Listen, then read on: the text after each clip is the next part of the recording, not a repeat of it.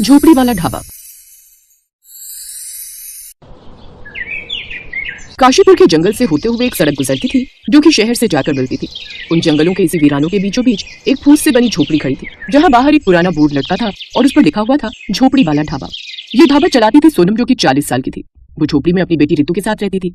उसके साथ ही उसकी 15 साल की बेटी रितु, जो कि दुबली पतली पर हिम्मत वाली लड़की थी। सोनम के पति का पीने के चक्कर में सब कुछ लुट चुका था और 4 साल पहले बीमारी में गुजर गया था। सोनम तब से जैसे तैसे अपनी उस झोपड़ी में ही ढाबा बनाकर चलाती थी। उसका ढाबा छोटा था, चूल्हा मिट्टी का, बर्तन पुराने, पर स्वाद में ऐसा अपनापन कि लोग रुक ही जाते थे। एक रोज सुबह सुबह सोनम आटा गूंथ रही थी और रितु चूल्हा जला रही थी। बाहर का मौसम भी काफी खराब था, बादलों की गड़गड़ाहट लगातार हुई जा रही थी। माँ, आज तो मौसम बाहर बहुत खराब है, लगता है तेज बारिश होने वाली है। हाँ बेटी, लग तो ऐसा ही रहा है। रितु, आज थोड़ी दाल ज्यादा निकाल लेना, कल वाले ट्रक ड्राइवर बोले थे कि वापस आते हुए फिर रुकेंगे। ठीक है माँ। माँ, कल स्कूल टीचर ने कहा कि बोर्ड की तैयारी अब से ही करनी होगी और एक्स्ट्रा क्लासेस भी लगेंगी। ये सुनकर सोनम के हाथ अचानक रुक गए। उसके चेहरे पर चिंता की रेखा उभरी। हे भगवान, फिर तो अभी से इतनी फीस मांगेंगे, हम कहाँ से लाएंगे? एक तो हमारा ढाबा है ही इस वीरान जंगलों के बीच, कितने कम ग्राहक आते हैं कि पैसे ज्यादा रुकते ही नहीं। माँ भी ना सोचो, मैं पढ़ना चाहती हूँ, पर मजबूरी हुई तो छोड़ भी दूंगी, बस आप परेशान मत होइए। ये सुनकर सोनम का दिल कांप उठा। नहीं नहीं, ऐसा कभी मत बोलना, तुझे पढ़ाना ही है, चाहे मुझे 2 दिन भूखा क्यों न रहना पड़े। फिर माँ बेटी एक दूसरे के गले लग गई। कुछ देर बाद सोनम ने खाना बनाकर तैयार कर लिया। फिर एक रोज उनके पास एक बड़ी चमकदार कार ढाबे के पास आकर रुकी। उस गाड़ी से उतरे 3 लोग, जो कि देखने से ही शहर के अमीर लग रहे थे, जिसमें पति पत्नी और उनकी एक बेटी थी। वो औरत बोली, ओह गॉड सुमित, ये जगह क्या वाकई यहाँ खाना खाएंगे? ये झोपड़ी वाला ढाबा। ओफो अंकिता, अब ये वक्त नखरे दिखाने का नहीं है। देख रही हो ना मौसम कितना खराब हो रहा है, कभी भी तेज बारिश पड़ सकती है और भूख बहुत लगी है और आगे कोई जगह भी नहीं है जहाँ बैठकर हम खाना खा सके। सुना यहाँ से 3 घंटे बाद जाकर ढाबा है। उनके साथ उनकी 17 साल की बेटी नैना भी थी, जो कि भले ही शहर से थी लेकिन फिर भी वो काफी डाउन टू अर्थ थी। आइए बाबूजी, घर जैसा खाना मिलेगा, दाल चावल रोटी सब ताजा है। क्या क्या सफाई है यहाँ, ये झोपड़ी में खाना कैसे? तभी नैना ने बीच में कहा, मॉम प्लीज, हम जहाँ खड़े हैं वहाँ कोई और जगह नहीं है, और पापा सही कह रहे हैं, हमें तेज भूख लगी है, पेट भरने के लिए इस वक्त यही काफी है। ना चाहते हुए भी अब अंकिता को उस झोपड़ी वाले ढाबे में रुकना पड़ता है। सोनम ने जल्दी से टेबल पर कपड़ा मारा, जिसके बाद रितु ने टेबल पर पानी का जग लाकर रखा। नहीं नहीं नहीं, ले जाओ इस पानी को, हम बोतल वाला पानी ही पियेंगे। रितु ने हल्की मुस्कान दी और कहने लगी, कोई बात नहीं मैडम जी, आप आराम से बैठिए। फिर नैना ने बीच में ही अपनी माँ को टोकते हुए कहा, मॉम प्लीज, अब आप शांत भी हो जाइए। तभी तेज बारिश होने लगी और ठंड भी बढ़ने लगी। ओह गॉड, कितनी ठंड लग रही है। ये पहाड़ों की ठंड है बेटी, जरा सी बारिश हो जाए तो ठंड और बढ़ जाती है, लेकिन तुम चिंता मत करो, मैं अभी आग जला देती हूँ। फिर सोनम ने उनके पास आग जला दी, जिससे उन्हें ठंड से काफी राहत मिल रही थी। वाह, सचमुच कितना अच्छा लग रहा है। हाँ सचमुच बहन जी, अब जो कुछ भी खाने के लिए ले आई है, अब भूख बर्दाश्त से बाहर है। यहाँ दूर दूर तक कोई ढाबा नहीं मिला। जी साहब, बस अभी लाई। जब सोनम और रितु ने खाना परोसा, उसमें सिंपल दाल, गरम गरम रोटियां, आलू गोभी की सब्जी, साथ ही सलाद, धनिया पुदीने की चटनी और साथ ही अपने हाथों का बनाया हुआ अचार भी परोसा। ठंडी ठंडी हवा के साथ भीगी भीगी बारिश और आग की लपटें और साथ में गर्मा गर्म टेस्टी खाना, वो सब देखते ही हम लोगों का चेहरा बदल गया। नैना ने पहला निवाला लेते ही कहा, मॉम ये तो कमाल का स्वाद है। अंकिता ने चुपचाप खाना खाया। इतना स्वाद इतने सिंपल खाने में कैसे? प्यार से बनाती हूँ मैडम जी, केवल ये ढाबा ही मेरा सहारा है जिससे मैं अपनी बेटी और अपना पेट पालती हूँ। अंकिता पहली बार सोनम को पिघलते दिल से देख रही थी। खाना खत्म होने के बाद नैना रितु से बातें करने लगी। तुम स्कूल जाती हो? हाँ, पर शायद आगे ना जा पाऊँ, फीस देना मुश्किल हो रहा है। क्यों? आंटी तो इतनी मेहनत करती है। हाँ, पर ढाबे से उतना नहीं मिलता ना, फिर भी माँ मुझे पढ़ाना चाहती है। अंकिता ये बातें चुपचाप सुन रही थी। वो धीरे से बोली, तुम्हारे पापा नहीं है? अब सोनम की आवाज भारी हो गई। वो अब नहीं है मैडम जी, शराब ने घर भी तोड़ा, सेहत भी, उसके बाद हम दोनों ही रह गए। ये सुनकर अंकिता की आंखें नम पड़ गई। उसने कभी संघर्ष को इतने करीब से नहीं देखा था। वो ये सब बातें कर ही रहे थे कि तभी अचानक 2 बाइक आकर रुकी, जिसमें से 3 गुंडे उतरकर ढाबे के अंदर घुसे। सोनम, इस महीने का 2000 निकाल। भैया भैया, इस बार थोड़ा सा समय दे, तो अभी ढाबा चला नहीं। आने मत बना, पैसा दे वरना ढाबा उखाड़ देंगे। ये क्या बदतमीजी है? अरे मैडम बीच में मत बोलो, ये इलाका हमारा है, मैं भी पुलिस को बुलाता हूँ। फोन नीचे रख वरना हड्डियां तोड़ देंगे। तभी नैना अचानक आगे आई और जोर से बोली, अगर हाथ लगाए ना आंटी को तो तुम्हारा वीडियो पूरे इंटरनेट पर डाल दूंगी। ये देखो मैंने रिकॉर्डिंग चालू कर दी है, तुम सब लाइव हो। अगर हम में से किसी को भी कुछ हुआ ना तो तुम लोग बचोगे नहीं। तुम्हारे चेहरे पूरे देश के सामने आ गए हैं। एंड तुम्हारी जानकारी के लिए तुम्हें बता दूं कि मेरे दादाजी पुलिस कमिश्नर है। ये सुनकर गुंडे हके बके रह गए। अब सुमित और अंकिता भी रिकॉर्डिंग करने लगे।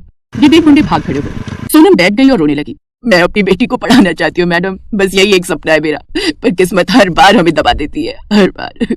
माँ, मेरे लिए तुमसे बढ़कर कुछ नहीं है माँ, तुम मेरे परेशान मत हो। सोनम जी, अब कोई गुंडा आपको छुएगा भी नहीं, मैं अभी पुलिस में शिकायत डालता हूँ। सुमित ने पुलिस में उन गुंडों के खिलाफ शिकायत दर्ज करवा दी और उनकी फोटो भी शेयर कर दी। ठीक है बेटा, उनके खिलाफ शिकायत दर्ज हो गई है। खैर तुम आज जहाँ हो वहीं रुको, काशीपुर से आने वाली रोड आगे खराब मौसम के चलते बंद कर दी गई है, बेकार ही रास्ते में फंसे रहोगे। ठीक है पिताजी। ऐसा कहकर सुमित फोन रख देता है। क्या हुआ सुमित? आज हम यहीं रुक जाते हैं, पापा कह रहे हैं कि आगे रास्ता बंद कर रखा है, इसीलिए हमें आज यहीं रहना होगा। क्या? कोई बात नहीं मैडम जी, आज रात आप सब यहीं रुक जाइए। इसके बाद उस सारी रात भारी बारिश होती रही। सोनम उन सबके लिए उस रात साग और मक्के की रोटी बनाती है। उस छोटी सी कच्ची झोपड़ी में चूल्हे की आग के आगे बैठकर सोनम और रितु उन सबके लिए खाना बनाती है। जिसके बाद रात को सबको खाना खिलाने के बाद वो सब काफी देर तक बातें करते हैं। रितु और नैना भी अच्छी सहेलियां बन जाती हैं। फिर सोनम और रितु तीनों को खाट बिछाकर उस पर सुला देती है, जबकि दोनों माँ बेटी जमीन पर चटाई बिछाकर सो जाती हैं। इसके बाद अगली सुबह उसने नाश्ते में सबके लिए आलू के पराठे बनाए। Wow it's so yummy. सच में सोनम, तुम्हारे हाथों में तो कमाल का जादू है। क्या टेस्टी खाना बनाती हो तुम। फिर जाने के बाद अंकिता ने पर्स निकाला और उसे ढेर सारे पैसे देने लगी। मैडम, इतना थोड़ी लूंगी, जितना खाना हुआ बस उतना ही लूंगी। तुमने कल हमारी बहुत मदद की है। आप हमारे मेहमान थे और उसके लिए मैं पैसे नहीं लूंगी। सोनम, तुमने हमारी मदद की और अब हम भी तुम्हारी मदद करना चाहते हैं। रितु बेटी की स्कूल पढ़ाई का पूरा खर्चा उठाना चाहते हैं, फीस, किताबें, सब। क्या सच? मैं पढ़ पाऊंगी? हाँ बेटी। माँ, मैं डॉक्टर बन पाऊंगी ना? उस वक्त वो वहां से चले गए, लेकिन फिर अगले हफ्ते सुमित ने मजदूर बुलाए। झोपड़ी की जगह छोटा सा सुंदर पक्का ढाबा बनवाया। साथ ही उसके ढाबे का खूब प्रमोशन भी किया। साथ ही अब वो हर महीने सोनम और रितु से मिलने आते रहते। पुलिस ने उस वीडियो के आधार पर गुंडों को पकड़ लिया। अब ढाबा पूरी तरह सुरक्षित था। साथ ही अब काफी भीड़ भी उनके ढाबे पर रहने लगी थी, जिससे माँ बेटी की काफी अच्छी कमाई होने लगी।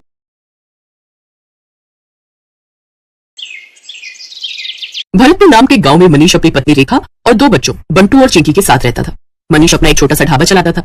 मनीष बड़ा ही लजीज खाना बनाकर बेचता था, जिससे उसका ढाबा ठीक ठाक चलता था।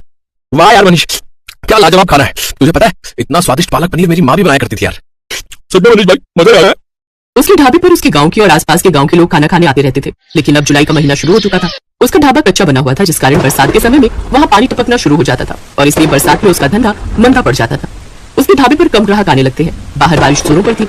हे भगवान, पिछले 2 हफ्ते से बहुत ही कम ग्राहक आए हैं ढाबे पर। अगर ऐसे ही चलता रहा तो कैसे काम चलेगा। कहीं ऐसा ना हो कि फिर मुझे अपना ढाबा बंद करना पड़े। आप चिंता मत कीजिए जी, ऊपर वाला सब ठीक कर देगा। बारिश में लोगों को आने में थोड़ी दिक्कत तो होती है, ऊपर से ढाबे में पानी भी टपकता है, शायद इसलिए। अच्छा चलिए, आज मैं अभी आपके साथ चलती हूँ ढाबे पर। वो दोनों ढाबे पर चले जाते हैं। उस रोज भी खाना बनाते हैं, लेकिन उस रोज भी बारिश के चलते कोई नहीं आता। लगता है आज भी ये सारा गरीबों में बांटना पड़ेगा। कोई ग्राहक नहीं आया। उस रोज भी वो सारा खाना गरीबों में बांट आते हैं। ऐसे दिन बीतते हैं। एक रोज आधी रात के समय गांव में तेज तूफान आता है और जोरों से बिजली कड़कती है और वो बिजली उसके ढाबे पर आकर गिरती है, जिससे उसका ढाबा जल जाता है। ये क्या हो गया रेखा? अब मैं क्या करूंगा? मेरी तो रोजी रोटी ही छिन गई। मेरी भी कुछ समझ में नहीं आ रहा जी, लेकिन आप ज्यादा टेंशन मत लीजिए, नहीं तो आपका बीपी बढ़ जाएगा। दिन ब दिन बारिश बढ़ती जा रही थी और मनीष उसे बारिश में काम ढूंढने निकलता है, लेकिन उसे कहीं भी काम नहीं मिलता।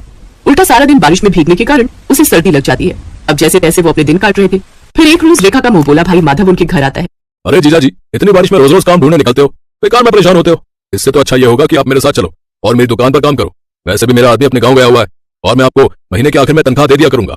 क्यों दीदी, ठीक कहा ना मैंने? हाँ, माधव बिल्कुल ठीक कह रहे जी। वैसे भी अपने पास और कोई काम तो है नहीं, अब तब तक यही काम कर लो आप। अच्छा ठीक है माधव, तुम कहते हो तो मैं यही कर लेता हूँ। वैसे भी घर खर्च तो चलाना ही है ना। अब मनीष माधव की दुकान पर काम करने लगता है। वो बिना 1 मिनट भी आराम किए सारा दिन मेहनत करता, अनाज की बोरियों को ट्रकों से उतारता और दुकान के अंदर का सारा काम संभालता। लेकिन जैसे ही महीना पूरा होने को आता है, तभी तनख्वाह देने के नाम पर वो टाल मटोली करने लगता है। तनख्वाह? कैसी तनख्वाह जीजा जी? ये तुम कैसी बातें कर रहे हो माधव? तुम्ही ने तो उस रोज रेखा के सामने कहा था कि महीने के आखिर में तुम मुझे तनख्वाह दोगे। नहीं नहीं, ऐसा कुछ नहीं है। आपको काम की जरूरत थी, मैं जानता हूँ, लेकिन मैं आपको यहाँ पर काम करने नहीं, मदद करने के लिए बुलाता था। और मदद करने के लिए भी कोई पैसे लेता है क्या? ये तुमने मेरे साथ ठीक नहीं किया माधव, मैं तुम्हें देख लूंगा। अरे जाओ जाओ, बड़े आए मुझे सबक सिखाने वाले। मनीष दुखी मन से घर आ जाता है। आ गया, आज तो महीने का आखिर है, आज तो आपको तनख्वाह भी मिल गई होगी। तो पापा फिर तो आप कल ही मेरे स्कूल की फीस भर दीजिए। आपको पता है मेरी टीचर मुझे रोज रोज फीस के लिए टोकती है। ये सुनते ही मनीष की आंखों में आंसू आ जाते हैं। मेरा नसीब न जाने कैसा है रेखा, जो मेरे साथ कुछ भी अच्छा नहीं हो रहा। आप रो क्यों रहे हैं? ठीक से बताइए ना क्या बात है। फिर मनीष उसे सारी बात बताता है। हे राम, वो इतना बड़ा मक्कार निकलेगा मैंने कभी नहीं सोचा था। छी, उसे तो भाई कहते हुए भी शर्म आ रही है मुझे। फिर कुछ दिनों तक जैसे तैसे वो दूसरी जगह नौकरी की तलाश में जाता है। तब जाकर उसे एक बड़ी कोठी में ड्राइवर की नौकरी का काम मिल जाता है, जहां उसे महीने के 10,000 रुपए तनख्वाह के रूप में मिलते हैं। लेकिन उससे वो ड्राइवरी के अलावा अपने घर के काम भी लेते और इसी के सहारे अपना घर खर्च चलाता है। ऐसे ही एक शाम जब मनीष काम से घर लौट रहा होता है, तभी उसकी नजर सड़क किनारे गिरे हुए बच्चे पर जाती है, जो कि लगातार मदद की गुहार लगा रहा था। कोई मेरी मदद करो। ये तो किसी बच्चे की आवाज आ रही है। मनीष जल्दी से उसे पास के डॉक्टर के पास ले जाता है और उसका इलाज करवाता है। एक जमींदार का बेटा होने के बावजूद भी किसी ने मेरी जान नहीं बचाई, क्योंकि शायद कोई भी रोड एक्सीडेंट के लफड़े में नहीं पड़ना चाहता। लेकिन आपने बिना कुछ सोचे समझे मेरी जान बचाई। आपका बहुत बहुत धन्यवाद मनीष काका। अरे इसमें धन्यवाद कैसा? तेरी जगह अगर मेरा बेटा होता तो क्या मैं उसकी जान नहीं बचाता? उधर जैसे ये बात जमींदार को पता चली, वो दौड़ा दौड़ा आया और उसने वीरेन को गले से लगा लिया। तेरा बहुत बहुत शुक्रिया मनीष। अगर आज तू ना होता तो पता नहीं मेरे बेटे का क्या होता। ये ले मनीष, इसे मेरी तरफ से इनाम समझ कर रख ले। ये आप क्या कह रहे हैं जमींदार साहब? मुझे इन पैसों की कोई जरूरत नहीं है। रख लो मनीष, तुमने मेरे जान से प्यारे बेटे को बचाया है, तो उसके आगे तो ये सब कुछ भी नहीं है। मनीष जब घर आकर देखता है तो वो पूरे 5 लाख रुपए होते हैं। ये देख वो बहुत खुश होता है। अब वो जल्द ही सड़क किनारे अपनी जमीन पर खुद का पक्का ढाबा खोल लेता है। सड़क किनारे होने से अब उसकी और भी ज्यादा कमाई होने लगती है। अब बरसात में न तो उसके ढाबे की छत टपकती और न ही ग्राहकों की कमी होती, क्योंकि गाड़ियों में घूमने निकले लोग उसके ढाबे पर ही अपनी गाड़ी रोकते और लजीज लजीज खाना खाकर बारिश के मजे लेते। अब मनीष अपनी पत्नी और बच्चों के साथ खुशी खुशी रहता।